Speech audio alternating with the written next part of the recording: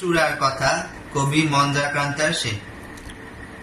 অর্জুন গাছ একা ছিল এই মাঠে, আর্য পুরুষ আভিজাত্যের দম্ভ, নত জানু হলো সব গাছ তার কাছে। এইটুকু শুধু আরম্ভ কাহিনী। কোথা থেকে এলো কৃষ্ণচূড়ার বীজ? যুবতী হলো সে কয়েক বছর পরে। সাঁওতালি মেয়ে, খোপায় তীব্র লাল, অর্জুন তাকে চাইল আপন করে। নত জানো হবে এমন মেয়ে সে নয়, বসন্তে সে তো একাই নিজেই সাজে। আর্য পুরুষ অশক্তি নেই তার, ব্যস্ত আছে সে ফুল ফোটানোর কাজে। খোপা থেকে খসে গত রাত্রির ফুল, ঝিরে ঝিরে পাতা পোশাক বুনেছে তার।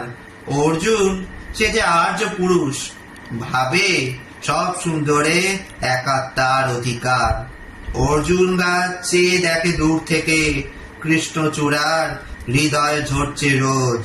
রূপ দেখে তার ধাঁধায় দুখানি চোখ, ভাবে কবে পাবে ওই হৃদয়ের খোঁজ। কাহিনী এবার শেষ করি তাড়াতাড়ি। কৃষ্ণচূড়ার জেদখানি বড় বেশি, অভিমান সেও বিকবে না কারোর কাছে, বরঞ্চ হবে বন্ধু বা প্রতিবেশী। যদিও কাহিনী এমন সহজ নয়, অর্জুনে শুধু বাকল ঝরছে। ঝরে সাঁওতালি মেয়ে রক্ত ঝরাতে জানে, আর্য পুরুষ হার মানে অন্তরে।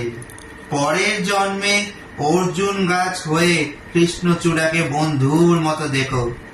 আমাকে চিনতে ভুল করো না এ রিজু, রক্ত ঝরালে বাকল খুশিয়ে ডেকো।